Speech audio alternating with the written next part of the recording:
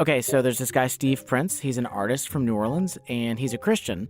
And one of the primary ways that he expresses his faith is actually through his art. So not long ago, there was a church here in Louisville that contacted Steve because they wanted him to do some art for their sanctuary for the season of Lent. Originally, it was a Catholic church, and it has the spaces where the Station of the Cross would fall in these niches within the church. Okay, so this building, it used to be a Catholic church. It's not anymore, and it had these hollowed out spaces around the sanctuary where the Stations of the Cross had used to be. And Steve was fascinated by these spaces in the wall. What could I do with these that would be really compelling? I said, could I put the Station of the Cross back in those spaces? But I like to reboot them and give them, contemporize them. Okay, just so we're on the same page here, what exactly are the Stations of the Cross? Okay, yeah. So the Stations of the Cross, they're in most Catholic churches, and it basically tells the story of Jesus' crucifixion. So they focus on 11 pivotal moments in the story of the death of Christ, from his betrayal to the nails being driven in his hands, all the way to his ascension. So Steve starts thinking, how can I tell this story in a way that's going to have its roots in modern society? Can we see Jesus, the Jesus story, in an everyday story that happens around us? Let us think about that. Yes, that is Christ, but let's think about other ways in which people are being crucified today. And here's the thing. Steve's he's African-American, and he started thinking about, what's a way in which a lot of modern society is harming African-American men especially. And it didn't take long for Steve to come up with the answer. And I said, one of the spaces where I feel that people are being crucified are within our prison systems.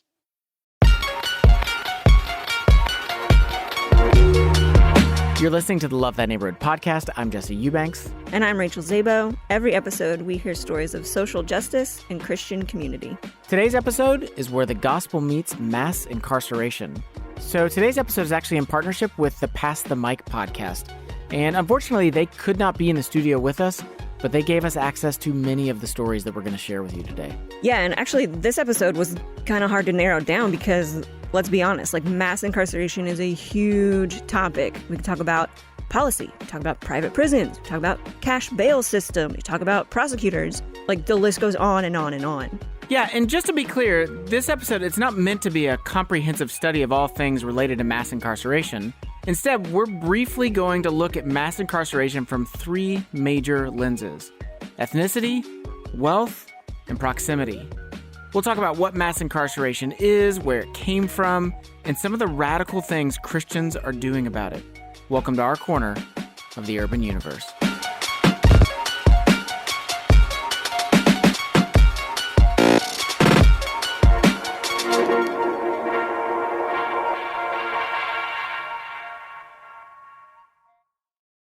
Okay, so check out this headline from the New York Times this past April.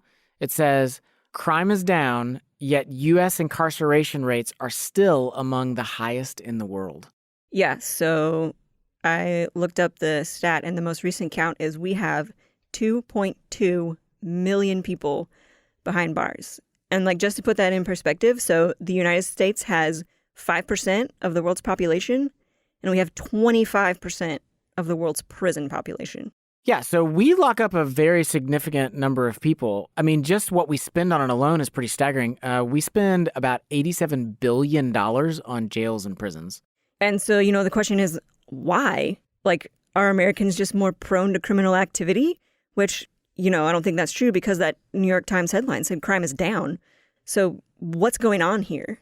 Yeah, and earlier the artist Steve Prince, he said that people are being crucified within our prison system. And I think that part of what he means is that just as Jesus was tried and killed unjustly, we do have people today who are experiencing injustice at the hands of the justice system. And we're going to revisit Steve later in the episode, but I think first it's important that we understand that this is not a modern problem. Judicial injustice, it has been around a long time.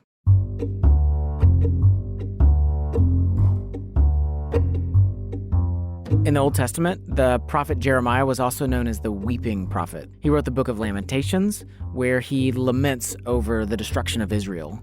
Yeah, and Israel was being destroyed because they continually disregarded God. And you can read in Jeremiah and also in the book of Isaiah how a lot of their disobedience had to do with the ways they were enacting justice. They were exploiting the poor. The Bible says they would use unjust scales. And so they only looked out for their own interests and profit instead of the interests of their vulnerable neighbors. And Jeremiah, he's the one that calls this out. In Lamentations 3, he writes, "To crush underfoot all the prisoners of the earth, to deny a man justice in the presence of the Most High, to subvert a man in his lawsuit, the Lord does not approve." Yeah, and the sad reality is, even though Jeremiah spoke those words more than 2,000 years ago, we can still see that same thing happening today. And so, when people talk about mass incarceration, what they're really referring to is the injustice of the justice system. Right. They're not talking about people that are receiving fair sentences. They're Right. talking about the fact that we have a system that oftentimes unfairly punishes people. Even if the crime was real, the punishment does not fit the crime. So that brings us actually to our first lens for looking at mass incarceration, because one of the major ways that we see this is in regards to ethnicity. 1 in 3 African American men are predicted to spend time behind bars in their lifetime today, and the number is 1 in 6 for Hispanic males. So that's a guy named Dominique Gilliard. This is from a conversation he had on the Chasing Justice podcast. Oh, yeah. He's the guy that wrote Rethinking Incarceration. That's right. Yeah. So I looked up some stats on this. So 1 in 3 African Americans will be locked up, but that number is 1 in 17 for white people. And so you see this really alarming reality where black bodies have been criminalized. And that's one of the contributing factors of mass incarceration, is that we lock up a lot of minorities. And of course, if we're locking up a lot more minorities, the question has to be asked, does that mean that minorities are more criminal than white folks? Well, not necessarily. Okay, so in order to understand why there's a disproportionate number of minorities behind bars, Dominique says we need to take a look at our history. I'll say there has been this kind of fallacious notion that really mass incarceration started with the launch of the war on drugs in around the 1970s. So Dominique mentions the war on drugs, and we'll talk about that in a minute, but he believes that imprisoning large numbers of minorities actually started way before that. If you trace the research, you actually see that mass incarceration, particularly in relation to black bodies, evolves right after the Emancipation Proclamation. You see the rise of black codes. And just to clarify, what are black codes? What does he mean? Okay, so after the Civil War, the 13th Amendment was added to our Constitution. And do you know what the 13th Amendment was for? Yeah, essentially it put an end to slavery. It made slavery illegal. Yeah, that's right, but there was an exception. Actually, let me read to you. This is what is written in the 13th Amendment, okay? It says, "Neither slavery nor involuntary servitude, except as a punishment for crime, whereof the party shall have been duly convicted, shall exist within the United States." And so, since African Americans could no longer be made slaves, states made up these black codes. They were these laws that allowed them to put much of the African American population behind bars so they could be put back to work. And you have black people who are being arrested for things as simple as walking too close to a wooden fence, or vagrancy laws that literally said that a black person could be arrested for not being able to prove that they were employed. And so you had this legislation that really started to funnel black people en masse into incarceration. I think the question that comes to mind probably for a lot of folks is we hear that and we're like, they were foolish, unwise, racist. But then we look now and we go, but thank God that's behind us. So it sounds like you're saying it's not behind us. Yeah, well, that brings us to the 70s and the 80s and the war on drugs. America's public enemy number one is drug abuse. Now we have to have very tough penalties, emphasis on penalties. So here's the deal. In 1972, the prison population was 200,000. But since the implementation of harsh drug sentencing, we're at 2.2 million. In fact, nearly half of all federal inmates are locked up for drug-related offenses. Well, I get that, but drugs are serious. What's so harsh about drug sentencing? I mean, most drugs are illegal. Well, let's do this. Okay, let me give you an example of how there can be injustice when it comes to drug sentencing. So I'm going to tell you about 2 different cases, and I want you to compare them. Now, granted, it's practically impossible to do a direct comparison between 2 different cases because there's so many factors that go into that. But for these 2 particular cases, they at least both happened around the same time and in the same state. Okay, good. Okay, case number 1. It involves a white businessman, and he's caught as the leader of a 20-person drug ring. So he's been trafficking cocaine. Now, drug trafficking, it's a serious crime, and the mandatory minimum for this guy is 10 years in prison. However, this guy agrees to give over the names of other people involved in the drug ring, and so, in turn, the judge reduces his sentence to just 3 years. So he ends up spending a total of 3 years for drug trafficking. Okay, so yeah, white businessman, he's the leader of a drug ring, busted for cocaine, was supposed to get 10 years. Judge reduces it down to 3 because he offered up some names. Right. Okay. Okay, the second case. This one involves an African-American college student. And he gets arrested because the police got a tip-off that he might be a drug ring conspirator. Now, drug conspiracy is not the same thing as trafficking, and so the sentence isn't going to be quite as harsh. And also the other thing that's in this kid's favor is there's no evidence of drug activity found anywhere in his home. So it is a possibility that the tip-off was bogus. However, what sentence do you think the judge gives this African-American college student? Well, I'm going to assume that it's going to be less than 10 years, right? I mean, he's not trafficking, so I don't know, maybe 5 years? So the judge sentences him to 19 years in prison. Wait, but why? I mean, your guess is as good as mine, and granted, I'm not a judicial expert. However, it's hard to ignore the fact that what is one of the major differences between these 2 men? Yeah, I mean, their ethnicity. And that's just one of millions of cases like that. Actually, according to the Center for American Progress, Black Americans are nearly 6 times more likely to be incarcerated for drug-related offenses than white Americans, despite there being equal substance usage rates. Okay, so there's all this research that's showing that basically if you have black or brown skin, you're far more likely to get a more strict sentence, even if the facts remain identical. Yeah. So I guess the question becomes, what do we do with this reality living in this time and place? If we're seeing that there's this massive discrepancy between how black and brown bodies are sentenced versus how white folks are sentenced, what do we do about that? And that's the question that one young lawyer asked himself. He was seeing case after case of these discrepancies, these inequalities, and he just decided, I'm going to do something about this. I can't take it anymore. I spend most of my time in jails and prisons on death row. I spend most of my time in very low-income communities in the projects and places where there's a great deal of hopelessness. So this is a guy named Brian Stevenson. And at the time, he was just this young lawyer, but he just kept seeing how everything about the justice system seemed to be stacked against him and his clients. So one day, Brian just got fed up and he did this crazy thing. So this is a story from a TED Talk that he gave back in 2012.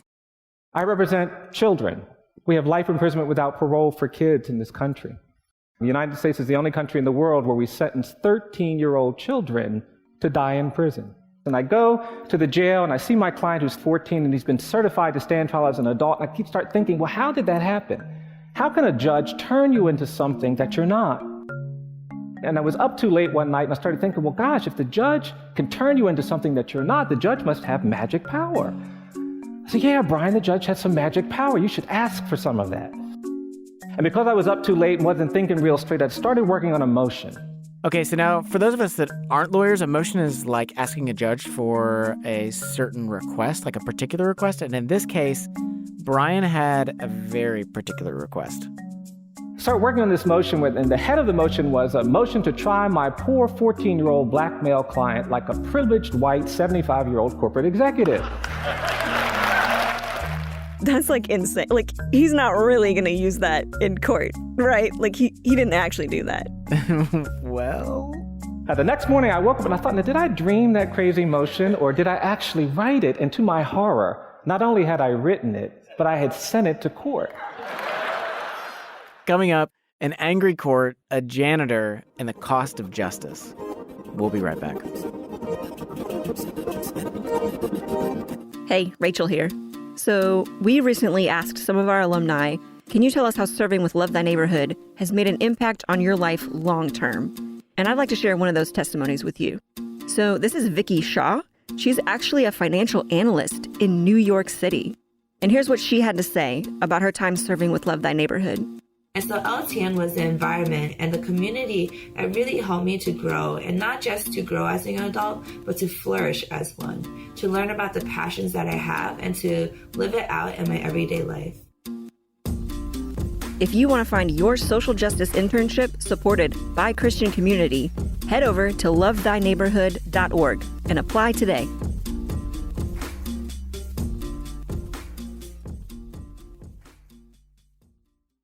It's the Love Thy Neighborhood podcast. I'm Jesse Eubanks. And I'm Rachel Zabo. Today's episode where the gospel meets mass incarceration. So we're telling the story of Brian Stevenson. Brian's a lawyer, and one night, on a whim, he sent a motion to the judge asking that his, quote, poor 14-year-old black male client be tried like a privileged white 75-year-old corporate executive. And if you have questions about this motion, you are not the only one. It turns out the judge had a lot of questions, too. As soon as I walked inside, the judge saw me coming in. He said, Mr. Stevenson, did you write this crazy motion? I said, yes, sir, I did. And we started arguing. People started coming in because they were just outraged. I had written these crazy things. Police officers were coming in, and assistant prosecutors and clerk workers. And before I knew it, the courtroom was filled with people angry that we were talking about race, that we were talking about poverty, that we were talking about inequality. Okay, so this actually brings us to the second lens that we're going to look through today, which is wealth. So not only did Brian ask for his client to be seen as white, but he also asked that he be seen as wealthy. And there's a reason for that. We have a system of justice in this country that treats you much better if you're rich and guilty than if you're poor and innocent. Wealth, not culpability, shapes outcomes.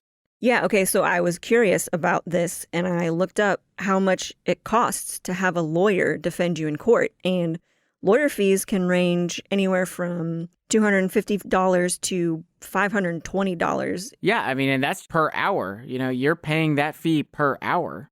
Right, and so this can easily add up to thousands of dollars. And if you're in an urban area, lawyers tend to be more on the expensive side. And I realize that some people are going like, oh, yeah, but you can get a free lawyer, but... Yeah, but we have 2.2 million people in prison. They have so many cases. Yeah, public defenders are like way overloaded. You know, their caseloads are huge. They can barely prepare for them in time. And so there's a little bit of truth here where you get what you pay for. And so public defenders are doing great jobs, but their hands are tied in a lot of cases. And you don't just need money for lawyers. I mean, we have this cash bail system that we talked about briefly in episode 11 of this podcast. Yeah, in fact, cash bail is why our jails are so crowded. So actually 76% of all people being held in jail, so this is not prisons, but this is local jails, 76% of people in our jails haven't even been convicted of a crime yet. They're just stuck there because they can't afford the bail to get out. Right. So we have this justice system that says innocent until proven guilty. So these folks are in jail having not been proven guilty, but they also cannot afford to get out. So the bottom line is that we've made justice just really expensive in this country. So going back to Brian Stevenson, he's in the courtroom. He's made this outrageous motion. Everyone is up in arms. They're furious with him. And Brian is feeling pretty discouraged. I would say so. Yeah. I mean, to him, it looks like there is no way to get actual justice for his client. But then, as the arguing in court continues, Brian notices what looks like the janitor outside the courtroom. And out of the corner of my eye, I could see this janitor pacing back and forth, and he kept looking through the window, and he could hear all of this hollering. He kept pacing back and forth. And finally, this older black man with this very worried look on his face came into the courtroom and sat down behind me, almost at counsel table. So Brian had no idea why this janitor had come in, but just a few minutes later, he found out this janitor was actually exactly who he needed. About 10 minutes later, the judge said we would take a break, and during the break, there was a deputy sheriff who was offended that the janitor had come into court. And this deputy jumped up and he ran over to this older black man. He said, "Jimmy, what are you doing in this courtroom?" This older black man stood up and he looked at that deputy and he looked at me and he said, "I came into this courtroom to tell this young man, keep your eyes on the prize, hold on." So this janitor ends up sharing these words to him that are from the civil rights movement. Those are words that African Americans would say to each other in moments of real hardship and real oppression as they were pushing back against injustice. And those words ended up helping Brian to understand that it wouldn't be easy, but this fight was worth it. Brian didn't end up saying what happened to that particular young man that he was representing. However, in 2012, Brian stood before the Supreme Court where he argued successfully to have mandatory life imprisonment without parole sentences for all children under the age of 17 permanently banned.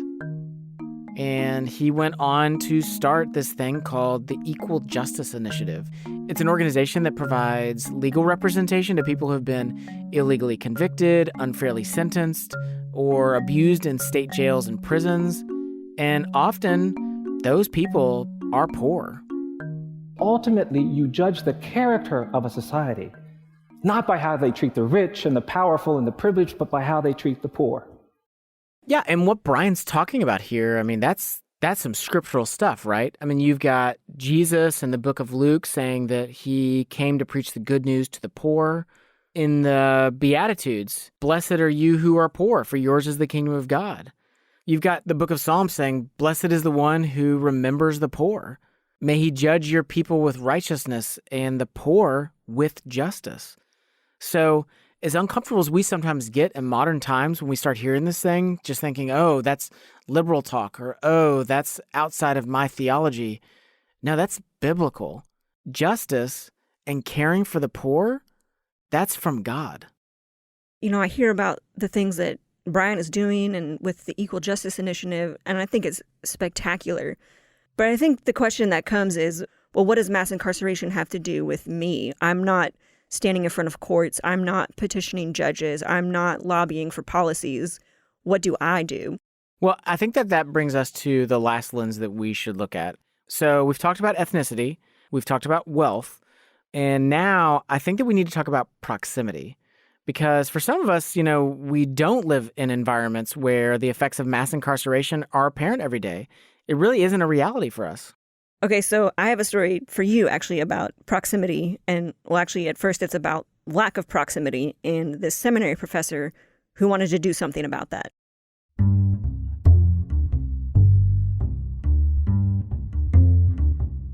So there's this seminary in Chicago. It's called North Park Theological Seminary. And one of the professors there is this woman named Michelle Clifton Soderstrom. Now, the seminary really wants to not just teach students about what the Bible says and fill their heads with knowledge, but they want their students to actually learn what it means to live it out. It's a lot like what we do at Love That Neighborhood. They want their students to be boots on the ground doing the work. And Michelle was noticing this disconnect, and so she came up with an idea. What it would look like for us to teach inside a prison, which is a community of people who are very under-resourced. They are segregated off from society. They're unrecognized, often invisible. Okay, but here's the thing. She not only wanted to teach inside the prison, but she also wanted to take her students in there with her so they could learn alongside the inmates. There's just one small problem with that, and that was the closest prison to North Park Seminary was this place called Stateville Correctional Center. Why is that place a problem? Stateville Correctional Center, it's a maximum security prison. And up until 2016, it was the last prison of its kind because it had an operational roundhouse. Wait, what's a roundhouse? Okay, so a roundhouse is typically what you see in movies, if there's a prison scene, it's got the tower in the middle. There's the cells all around it. Ceiling like to floor. in Guardians of the Galaxy. Yes, when Rocket wants to take the guy's leg. Yeah. And they're trying to get out. But what's the big deal about a roundhouse? I don't get it. So roundhouses are actually incredibly controversial because they're deemed inhumane. They create this cage-like atmosphere. It fuels chaos from the inmates. The acoustics are awful. It's incredibly noisy. In fact, one critic called the roundhouse a sensory nightmare. And it wasn't until just 3 years ago that Stateville finally shut theirs down. Okay, so Michelle wants to do this program at this place?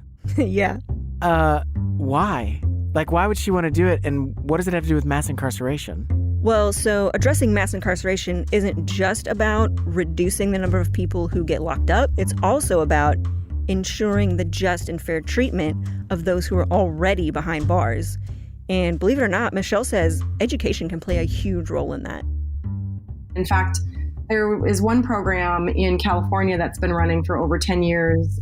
In 10 years of having graduates, not one has gone back to prison for a violent crime. So education in general is pretty amazing for addressing mass incarceration. And so totally through like this friend of a friend who knew the chaplain at the prison sort of thing, Michelle got invited to come teach a test run class inside Stateville. So we walked back to the education building unescorted, walked by the yard. A lot of people in the yard would yell, what are you guys here for? What are you doing? And we'd, tell them we're here for classes. So we're trying to promote education wherever we go. And we got back to the education building and that's locked too. You go in and you sign in with the sergeants and the officers. And there's usually 3 or 4 in the education building along with the principal. And they give you a classroom. And the guys were in there. They were in the classroom with desks. There's a chalkboard. There's no technology. And that's the environment. So what happened? I mean, were the guys even interested? Did it work? Well, stay with us.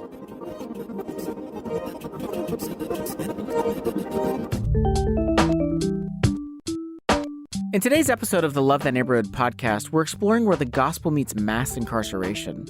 And of course, incarceration, it's part of a system. Sometimes systems are good things, but sometimes they're not.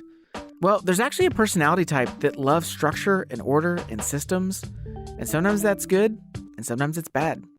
If you'd like to explore that more and see if this matches your personality, head over to our other podcast, Love Thy Neighborhood Presents the Enneacast, and specifically check out episode number 20 about the Loyalist with recording artist Liz Weiss. And so you have these experiences in your lives that, I don't know, I feel like they just form who you are. And as I've gotten older, fear feels more like a burden now than something that can be a companion.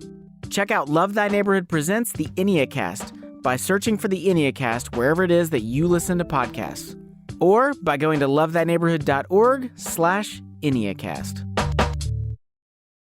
Hey, Love Thy Neighborhood podcast. I'm Jesse Eubanks. I'm Rachel Zabo. Today, where the gospel meets mass incarceration.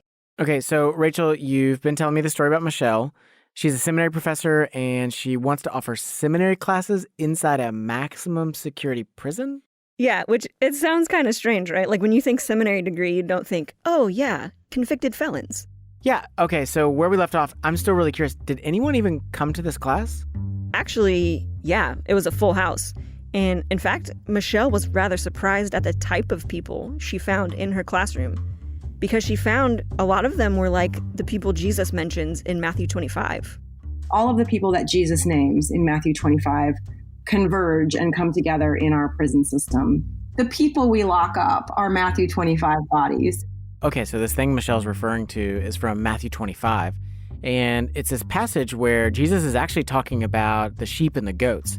He's actually saying those that will receive eternal life, those that will receive salvation, are those that feed the hungry, those that give something to drink to those that are thirsty, those that invite strangers in.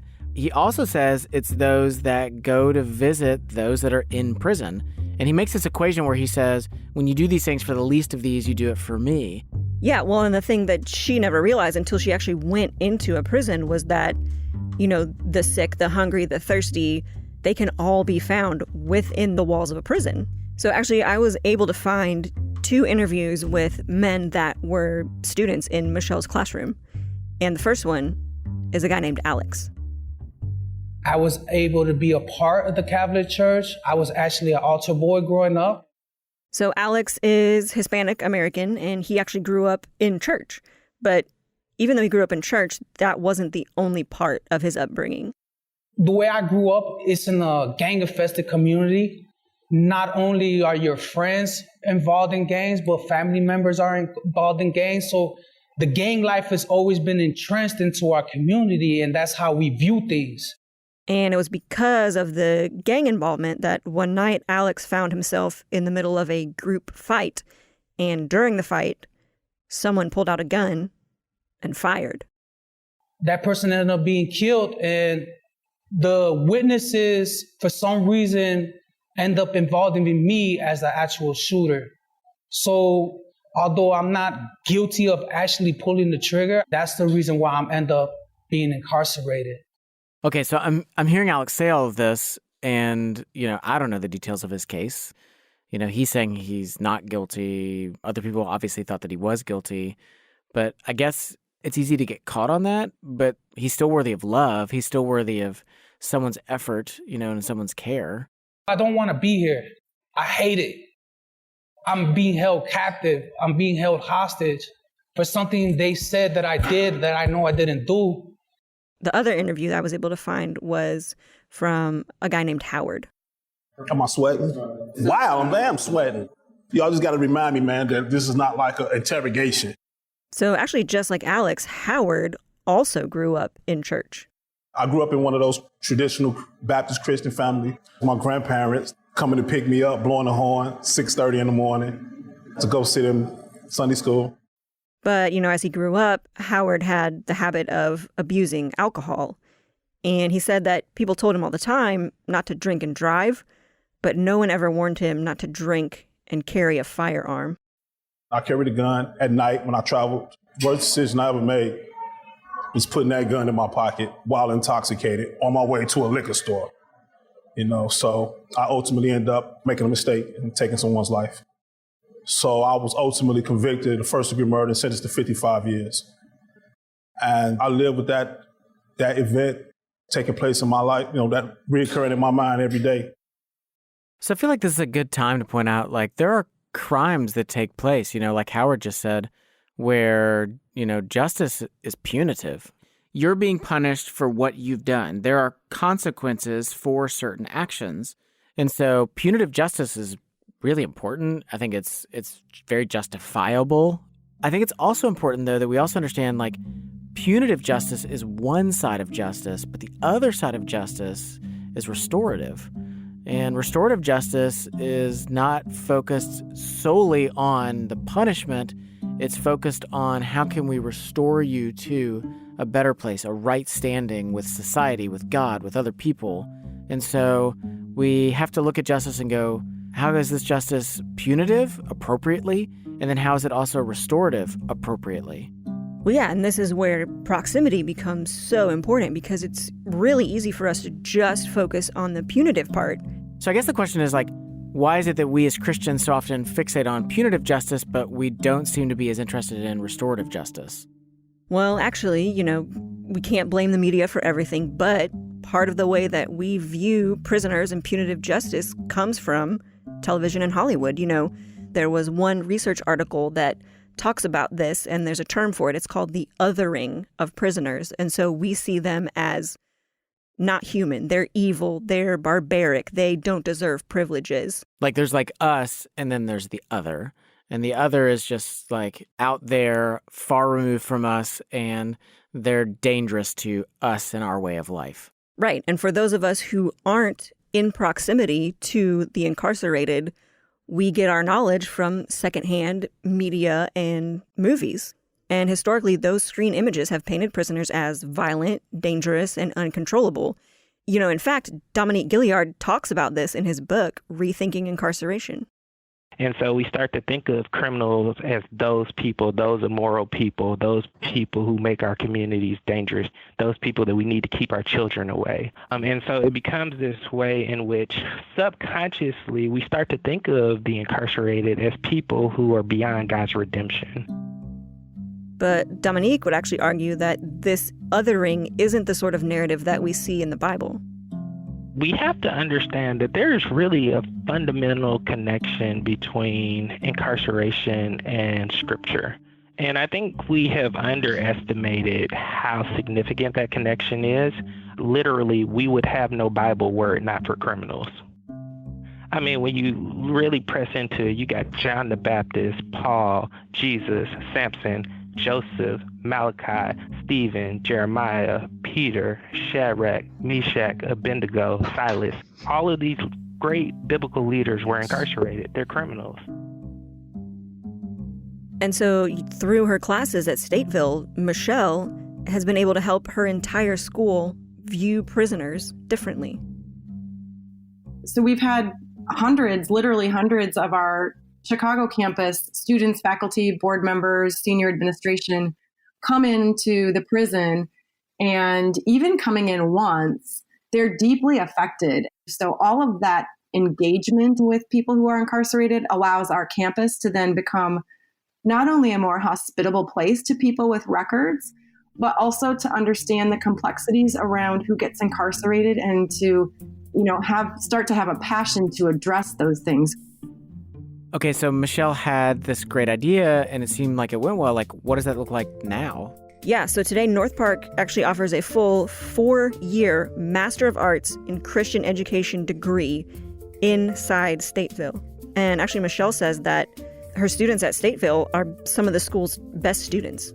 So our first year, we had a 95% retention rate, which is pretty amazing. It's higher than any program on campus. And all of the students got at least a C or better in every class. So some of our top students are incarcerated. And not only is this program changing the experience of incarceration for people at the school, it's also changing the lives of the inmates too. What I'm learning in this course is that there's other ways that we can get our point across without having to be violent. They always emphasize Christ's divinity, right? In my household, in the church that I went to, right, they always emphasize like performing miracles or, walking on water, right? That made him almost appear a bit supernatural, right? And far away in distance. But throughout these North Park program, right, they kind of like not only emphasize his divinity, right, but they also emphasize his humanity as well. And so they brought him a whole lot closer. It brought Christ from heaven and brought him like right here in the classroom with me. Okay, so remember Steve Prince? Oh yeah, the artist. He was doing the Stations of the Cross thing. Well, he made each station still tell the story of Jesus, but it happened in modern times. And each image, it actually took place within a prison complex. Because as Steve was working on this, he realized that the parallels between what happened to Jesus and our current prison system, they are eerily similar. One of the things that I came across in research is when a person is killed within the prison system or executed, one of them is lethal injection. And in the photographs that I've seen of people getting that lethal injection, they have been put on a table that's in the shape of a cross. And that's the same way in which I have the person who is dying within this prison industrial complex. He is dying on that cross with the hypodermic needles embedded in his arms as replacement of the nails. Okay, so I feel like there's one other thing I have to share with you. Like it's too good just to leave on the table. So I want to share one last story with you from Brian Stevenson. So this is from a talk that he gave at last year's Skull World Forum. So as part of his work through the Equal Justice Initiative, to date, he's actually helped release over 135 death row inmates who were wrongly convicted. So that's 135 people who would have been executed in the name of justice because of an unjust sentence. And working with people on death row, it's one of the hardest things that Brian does for his job. But it's also the place that reminds him why he works in justice reform. A few years ago, I represented a man who was facing execution in 30 days. He was intellectually disabled. I got involved in his case very late. And I went to the trial court and I said, you can't execute this man. He suffers from intellectual disability. And the courts have banned the execution of people with intellectual disability, but this court said, no, it's too late. I said, no, it's not too late. I went to the state court. They said too late. The appeals court said too late. The federal court said too late. Every court I went to said too late. And on the day of the execution, I was waiting for a ruling from the United States Supreme Court. I was pacing in my office, and finally the phone rang. And it was the clerk of court at the United States Supreme Court. The clerk told me that my motion for a stay had been considered and reviewed, but the judgment of the court was that our motion was due to be denied. Too late. I then had to get on the phone and do the hardest thing I do in my work. I got this man on this phone, and I said to him, I'm so sorry, but I can't stop this execution. And then the man did the thing that I dread the most in my work. He started to cry. He just began to sob. He said to me, Mr. Stevenson, please don't hang up. There's something important I want to say to you. I said, of course. And then this man tried to say something to me, but in addition to being intellectually disabled, he had another challenge. When he got nervous, when he got anxious, when he got overwhelmed, he had a speech impediment. And he would begin to stutter, and all of a sudden this man couldn't get out a single word, and he kept trying, and he kept trying. And the more he tried and failed, the more he was ripping my heart apart. And before I knew it, I was standing there holding the phone, and tears were running down my face. And as Brian's on the phone with this man, he starts having a flashback. Actually back to when he was 9 years old, at church with his mom, and he saw a new kid there. And he was standing there at the church, and he wasn't saying anything, and I asked him, what's your name? Where are you from? And I remembered that night how that little boy tried to answer my question, but he also had a very severe speech impediment, and he began to stutter. And then I remembered that I did something really ignorant. When that little boy tried to answer my question in church all those years ago, I remembered that I laughed at that little boy. My mom came over and she gave me this look I'd never seen before, and she pulled me aside. She said, Brian, don't you ever laugh at somebody because they can't get their words out right. I tried to apologize. My mom wasn't having it. She said, now you go over there and you tell that little boy you're sorry. I said, okay, Mom. And I took a step to go see this little boy, and my mom grabbed me by the arm. She said, wait. After you tell that little boy you're sorry, I want you to hug that little boy. I rolled my eyes a little bit. I said, okay, Mom. And then my mom grabbed me by the arm again. She said, wait, after you hug that little boy, I want you to tell that little boy you love him. I said, Mom, I can't go over there and tell that little boy I love him. And she gave me that look again. So I did. I went over to this little boy. I said, look, man, I'm really sorry. And then I lunged at this child and gave him a little boy man hug. And then I tried to say to this little boy as insincerely as I possibly could, I said, look, man, well, I don't know. Well, I don't know. Well, I love you. And what I'd forgotten until the night of this execution is how that little boy hugged me back. And then I remembered how he whispered flawlessly in my ear. He said, I love you too. And I was thinking about that while this client tried to get his words out. And finally, my client got his words out. He said, Mr. Stevenson, I want to thank you for representing me. He said, I want to thank you for fighting for me. And the last thing that man said to me, he said, Mr. Stevenson, I love you for trying to save my life. They pulled him away, they strapped him to a gurney, and they executed him. I hung up the phone. I said, I can't do this anymore. I've gotten too close. It's too much. It's too uncomfortable. I kept thinking about how broken he was. The question in my mind was, why do we want to kill all the broken people on this planet? And I sat down and I began reflecting. And it was in that moment of reflection that I realized something I'd never realized before. That was the night I realized why I do what I do, and it shocked me. And what I realized is that I don't do what I do because I've been trained as a lawyer. I don't do what I do because somebody has to do it. I don't do what I do because it's about human rights. I don't do what I do because if I don't do it, no one will. What I realized that night that I'd never realized before is that I do what I do because I'm broken too.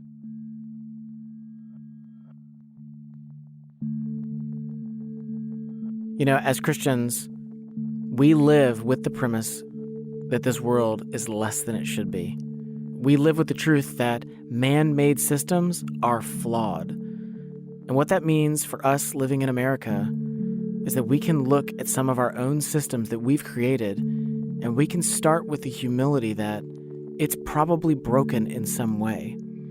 But as Christians, our ultimate hope isn't in a perfect system. It's in a God who perfectly executes justice. And one day, he will right all wrongs. But until that day, God calls us to love our neighbors. So the question becomes, if we know a system is broken and we choose to do nothing about it, how then can we look at God and tell him honestly that we have loved our neighbor?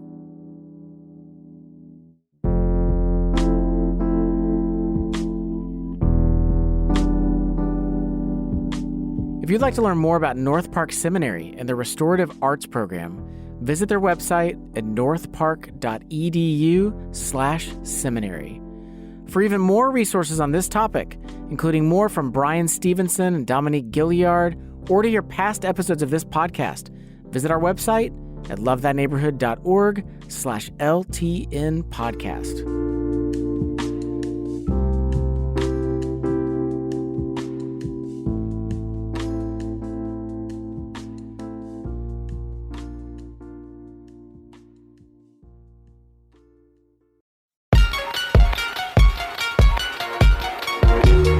Special thanks to our interviewees for this episode: Steve Prince, Dominique Gilliard, Brian Stevenson, Michelle Clifton Soderstrom, Alex, and Howard. Brian Stevenson is the New York Times best-selling author of the book Just Mercy. This month, Just Mercy will be released as a movie starring Michael B. Jordan and Jamie Foxx. Special thanks to Pass the Mic and to the Chasing Justice podcast. Also thanks to 2100 Productions and the Illinois Department of Corrections for Alex and Howard's interviews. Our senior producer and host is Jesse Eubanks. Our co-host today is Rachel Zaba, who's also our producer, technical director, editor, and owner of Far Too Many Cat Blankets. Additional editing by Resonate Recordings. Music for today's episode comes from Lee Rosevere, Poddington Bear, Kevin MacLeod, and Blue Dot Sessions. Theme music and commercial music by Murphy DX. Apply for your social justice internship supported by Christian Community by visiting lovethineighborhood.org. Serve for a summer or a year. Grow in your faith and life skills. Which of these was a neighbor to the man in need? The one who showed mercy. Jesus tells us, go and do likewise.